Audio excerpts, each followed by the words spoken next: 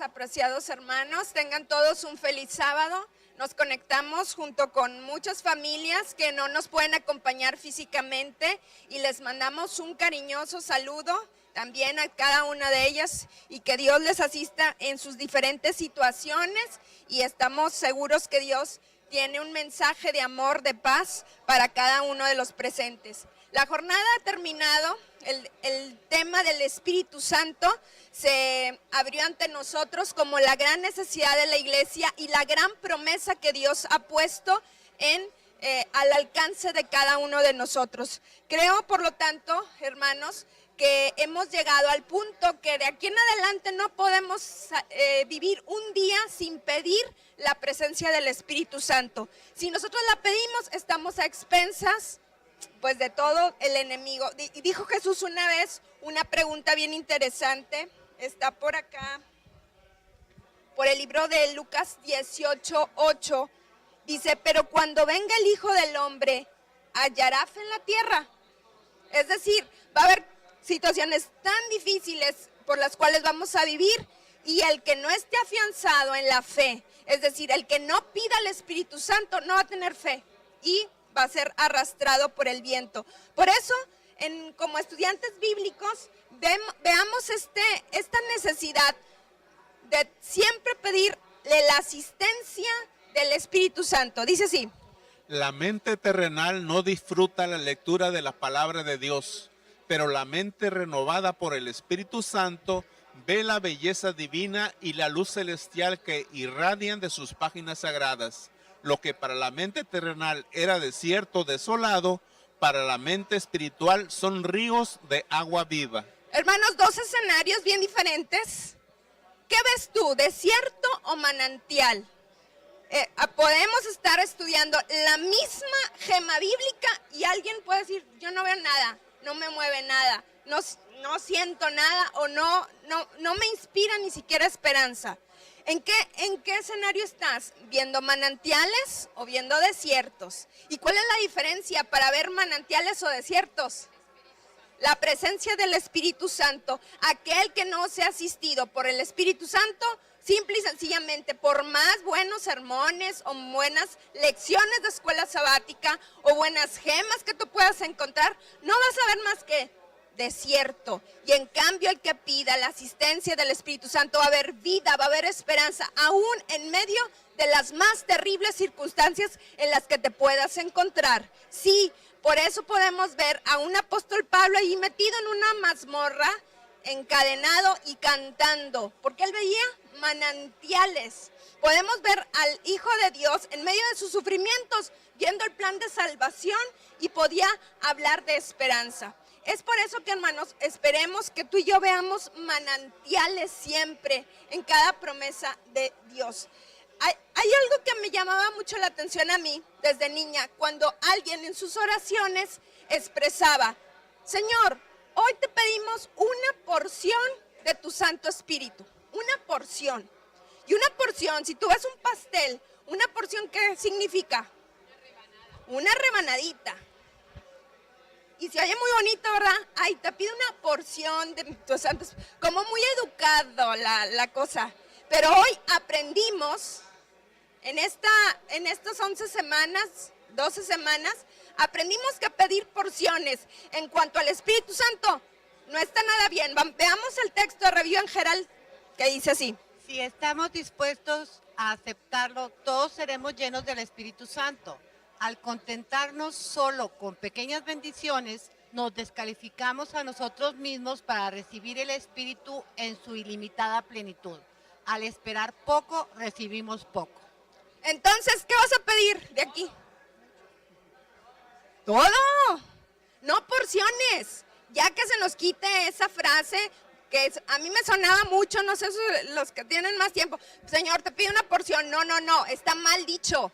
Es lléname de tu espíritu, bautízame, sumérgeme, habla de plenitud. Y aquí dice la sierva del Señor que nos estamos descalificando si andamos pidiendo pedacitos o gotitas o mililitros del Espíritu Santo. Es lléname, Señor, lo necesitamos, así como el oxígeno. Ay, necesita poquito oxígeno el paciente. No, se le da una máscara y ahí que agarre lo que necesite, ¿verdad?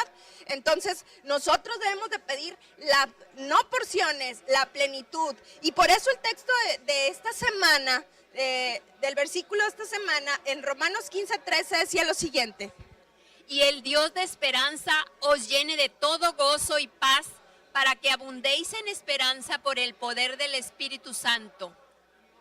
Pero yo estoy como olivo verde en la casa de Dios, en la misericordia de Dios confío eternamente y para siempre. ¿Se fijan en el primer texto del Romanos? Está hablando de qué.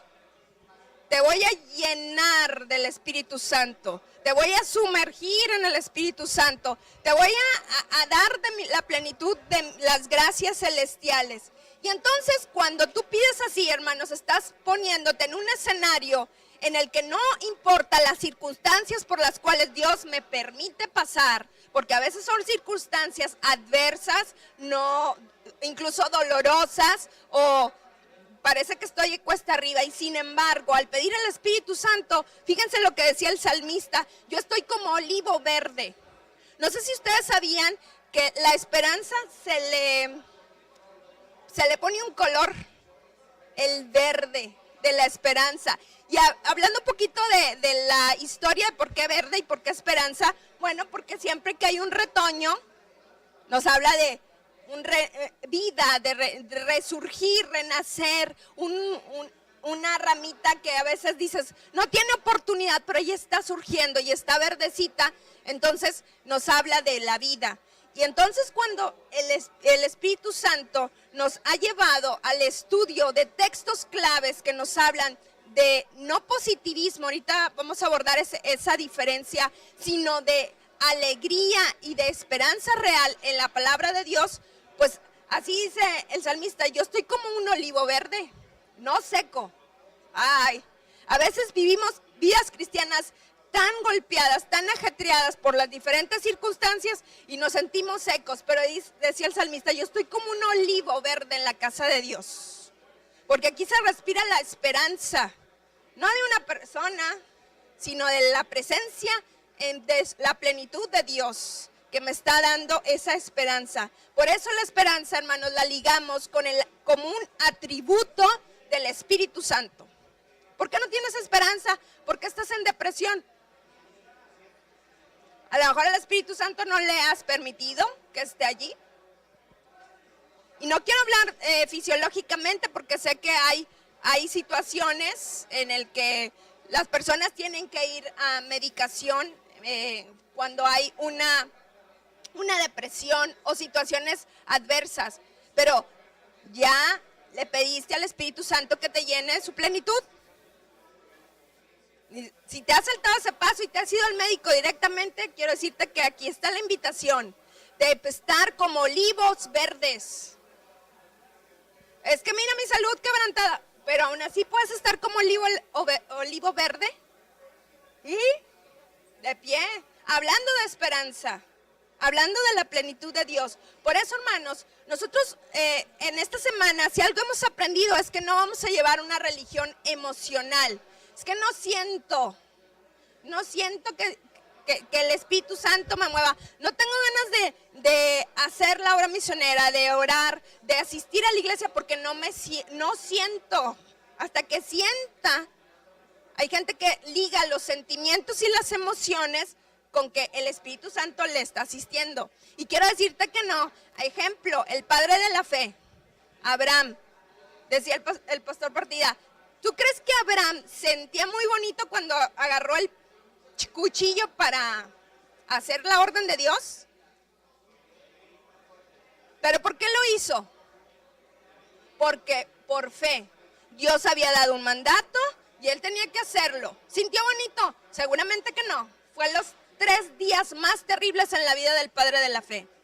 ¿Sintió cuando se le dijo, tu esposa Sara de 90 años va a concebir un hijo? ¿Sintió algo? Todo daba que no era posible eso. Y no se esperó a la emoción, sino que creyó por fe, porque Dios lo decía Y por lo tanto, nosotros, hermanos, no debemos guiarnos por las emociones, sino por toda palabra que sale de la boca de Dios. Hebreos 11, 8 y 10 dice lo siguiente. Por la fe, Abraham, siendo llamado, obedeció para salir al lugar que había de recibir como herencia, y salió sin saber a dónde iba, porque esperaba la ciudad que tiene fundamentos, cuyo arquitecto y constructor es Dios. Así es. ¿Cómo se movía el padre de la fe, hermanos? ¿Cómo se movía? Por emoción, hasta que sienta bonito y que sienta que tengo que estar en la iglesia y que sienta que tengo que ofrendar y que sienta que tengo que orar. No, es porque Dios lo dice y esa es mi ruta. Las emociones dejémoslas ya a un lado. Entonces, dice aquí que él obedeció simple y sencillamente porque se acostumbró a que así dice Dios y ahí le sigo. La argumentación no queda aquí en el cristiano. Entonces, hermanos, vamos a nuevamente a definir o a sacar la diferencia en qué es ser optimista y qué es tener esperanza. Porque son dos conceptos, no se parecen, pero no tienen la misma raíz o la misma fuente. Vamos al Salmo 31, 24 que dice así.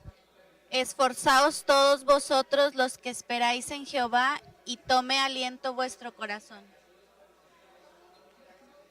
Nos gloriamos en las tribulaciones, sabiendo que la tribulación produce paciencia, y la paciencia prueba, y la prueba esperanza, y la esperanza no nos defrauda, porque el amor de Dios ha sido derramado en nuestros corazones por el Espíritu Santo que nos fue dado.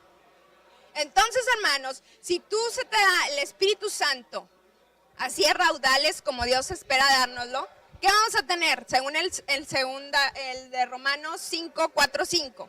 Esperanza. Y esperanza, ¿por qué no es igual a optimismo? ¿O es lo mismo? ¿Cuál es la diferencia?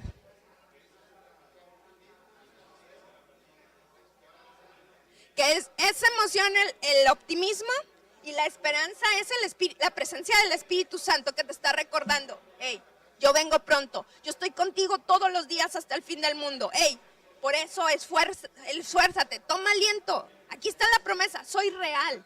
Por eso más adelante vamos a ver por qué el Espíritu Santo son las arras o le adelanto, la probadita de las realidades eternas. No puedes estar aquí en el mundo, hermanos, sin tener la seguridad de que voy a salir y yo no sé cómo me vaya a ir, pero que esté Dios conmigo. Porque si Dios decide y permite que este sea el último día de mi vida, sé que lo que sigue es abrir los ojos y ver a Jesús. Y esa es la más bienaventurada esperanza. Ay, qué manera tan pesimista de ver. No, al contrario, es una manera de esperanza, no optimista, nos vamos mucho más allá, porque el optimista, no sé si han tenido cerca a un compañero de trabajo, un amigo, un familiar que sea optimista, oye, me siento mal, no importa, declárate, todo viene aquí de la mente y tú prepara tu vida. Eso es optimismo, ¿basado en qué? En Coco Wash. En una programación mental. En cambio, la esperanza es sentirnos libres y sentirnos con ánimo y esfuerzo, como dice el texto de Salmos 31, 24. Esforzaos, toma ánimo, porque Dios te lo está prometiendo.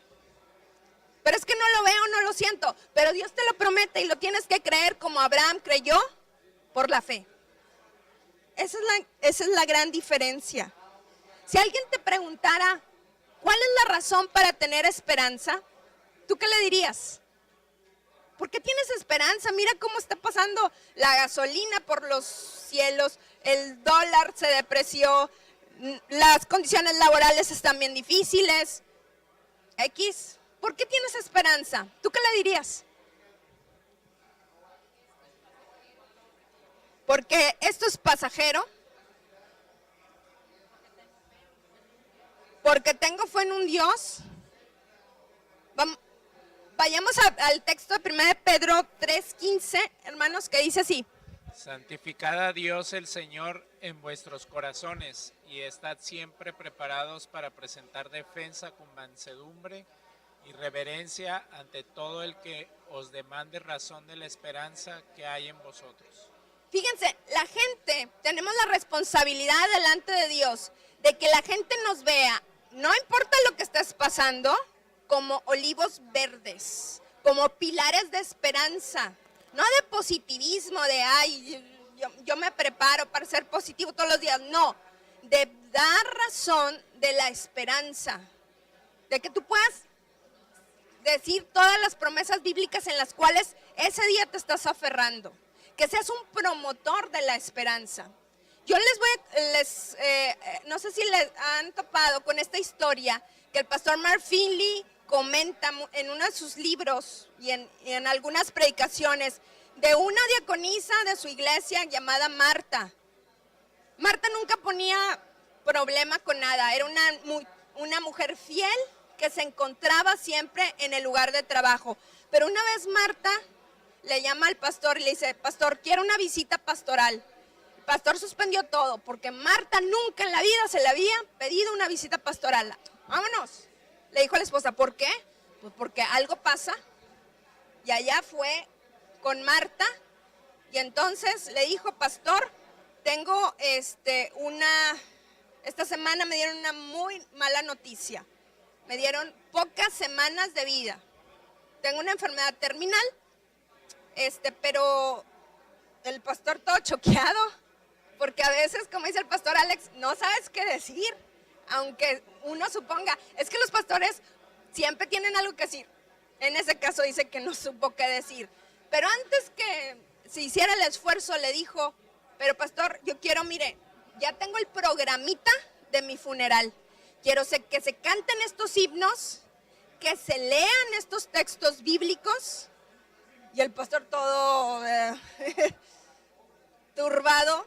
Y luego, pásale aquí a mi, pues donde tenga mi ropa. Quiero que me pongan este vestido. Y quiero que se digan estas palabras. Y quiero que en mi mano izquierda, esta es mi Biblia preferida, la que siempre me acompañó, me la pongan. Y en mi mano derecha, que me pongan este tenedor. Y fue la primera vez que el pastor habló. A ver, entiendo los himnos, entiendo los textos bíblicos, entiendo tu vestido y tu Biblia, pero ¿un tenedor? Sí, ¿sabe? Porque en el trabajo de diaconisas en la iglesia, siempre que ya estábamos por terminar la comida, la instrucción que dábamos era la siguiente: no guarden el tenedor, no lo tiren, porque siguen los postres, sigue lo rico, los flanes, los pasteles, las gelatinas.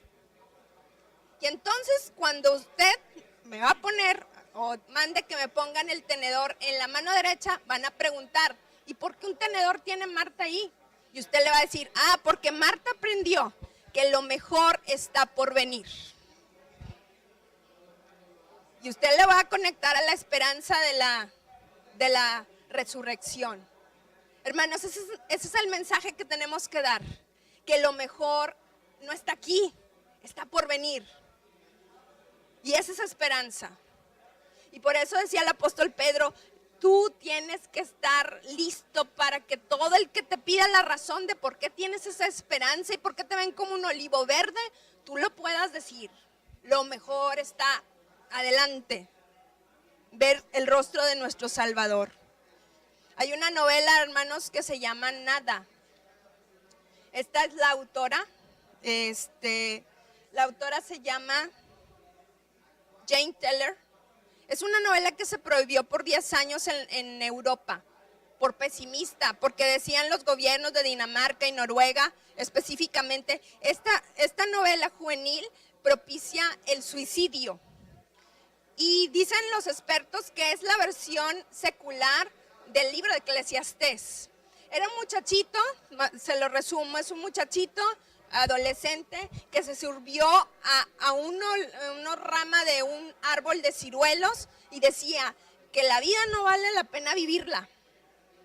Y entonces sus amigos adolescentes le van presentando, mira, aquí recuerditos, juegos, objetos, incluso drogas, mujeres, todo lo que la vida te puede pasar como un gran banquete. Y él decía, no vale la pena vivir, por eso yo no me bajo.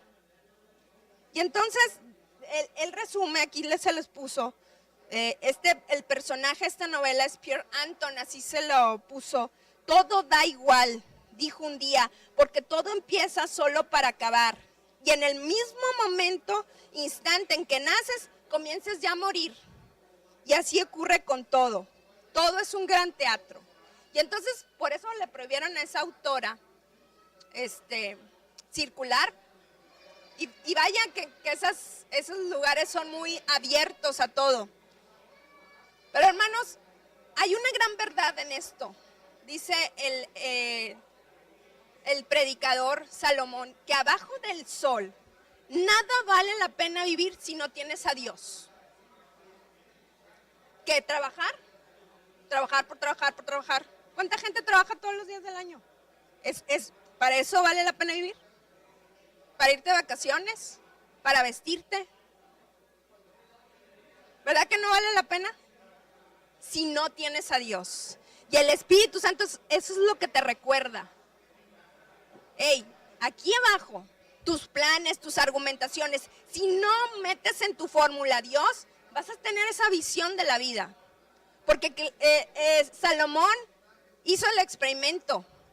Un chico de iglesia que había sido fiel en sus primeros años, desperdició. Dijo, ¿qué?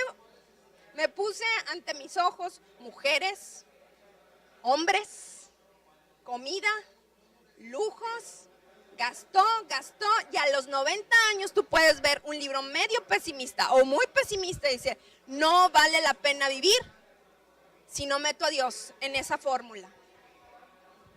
Porque si metes a Dios, todo tiene sentido. El Espíritu Santo te recuerda que tú estás aquí con un propósito y que si estás sufriendo alguna enfermedad, alguna situación, esto es pasajero. Y como Marta decía, lo mejor está por venir. Hermanos, Eclesiastés nos recuerda, lo podemos resumir, si tú lo has leído, este libro de la Biblia precioso, dice, en 3 enunciados te lo resumo. La vida es un don precioso de Dios. ¿Por qué estoy aquí, Señor? Porque Dios te regaló la vida y tienes un propósito. Debemos de gozar de las bendiciones de Dios. No te eximas, no, es que... No, tienes que gozar de tu familia, de la comida, de las situaciones. Pero el gozo, recuerda esto, el gozo y la felicidad duraderos vienen solo de Dios y de sus planes. No eches ya a un lado a Dios de tu vida, de tus planes. Tengo retos, pon a Dios primero y vas a ver cómo todo cae en otro peso. Y es por eso, hermanos, que dice Juan 16, 8 y 9, lo siguiente. Y cuando Él venga, convencerá al mundo de pecado, de justicia y de juicio. De pecado por cuanto no creen en mí, de justicia por cuanto voy al Padre y no me veréis más, y de juicio por cuanto el príncipe de este mundo ha sido ya juzgado. El Espíritu Santo y la metodología que utiliza para poder despertarnos es del convencimiento. Y convencer es vencer, pero vencer con argumentos. Convencer con argumentos y razones. Y esa es la obra del Espíritu Santo. ¿Saben, hermanos, que cuando nosotros estudiamos la argumentación que el apóstol Pedro dio a un grupo de personas y terminó su conclusión, dijo lo siguiente? Sepa pues ciertísimamente toda la casa de Israel que a este Jesús a quien vosotros crucificasteis, Dios lo ha hecho Señor y Cristo. Al oír esto, se compungieron de corazón y dijeron a Pedro, a los otros apóstoles, hermanos, ¿qué haremos? ¿Qué haremos? Es decir, hermanos, estas personas que habían rechazado incluso al Hijo de Dios y que seguramente estuvieron ahí presentes en su crucifixión, ¡pum!, de repente llegaron al punto de que ¿qué vamos a hacer? Porque habían sido convencidos o vencidos por el poder del Espíritu Santo. quiero decirles algo. Aquí les puse una chica, dice una hermana de iglesia padeció esto. Su hija estaba metida en las drogas y metódicamente la chica llegaba a altas horas de la noche, tumbada, totalmente drogada. Y entonces le dijo al pastor, estoy desesperada, mi hija se me está yendo y un día no va a llegar. Así que, pues estudiando el convencimiento del Espíritu Santo, le dijo, pastor, tengo un plan. Cuando mi hija llega, generalmente llega como a las 12 de la noche y tumbada, ni sabe de ella, yo voy a orar, pero quiero que oren varios hermanos y usted por mí. Entonces, lo que hizo esa mujer desesperada, lo que hacía era lo siguiente: ponía su mano sobre la cabeza de la chica, pues drogada, y oraba para que el Espíritu Santo la volviera en sí. Ella no quería nada, no quería internarse, ni mucho menos. Y hermanos, después de 4 meses de oración intercesora para que el Espíritu Santo convenciera de pecado a esa muchacha, que aparentemente no quería nada con nadie, con su mamá, con la iglesia, mucho menos, con nadie, no quería una visitación pastoral. Oigan, el Espíritu Santo tocó y esa muchacha regresó en sí. Como el hijo pródigo, regresó a la senda de Dios y se pudo quitar. Y ustedes saben que es bien difícil las drogas, porque no solamente es algo mental, es algo químico. Y entonces todo esto nos indica, pues, el poder que tenemos a nuestro alcance. ¿Tienes a alguien que quieres orar por él? Pide que el Espíritu Santo lo convenza de pecado, de justicia y de juicio. Que este sea nuestra oración. Quiero terminar, hermanos, con el siguiente pensamiento. El mundo, dice la lección, que no sabe lo que es realmente el pecado, tampoco sabe lo que es la justicia. Vivimos en un mundo injusto, multas injustas, impuestos injustos, autoridades injustas, incluso dentro de la iglesia. No se sorprendan, hermanos. ¿Por qué? Porque estamos en un mundo injusto. Pero nosotros por eso tenemos que promover al gobierno justo de Dios. No seas promotor de ningún partido político ya. No vale la pena. Te van a defraudar. Vas a quedar mal. Mejor promueve el reino eterno de Cristo Jesús. Y terminamos con 2 de Timoteo 4:8, que dice así. El mundo que no sabe lo que es realmente el pecado, tampoco sabe lo que es la justicia. Por lo demás, me está reservada la corona de justicia, la cual me dará el Señor, juez justo, en aquel día. Y no solo a mí, sino también todos los que aman su venida.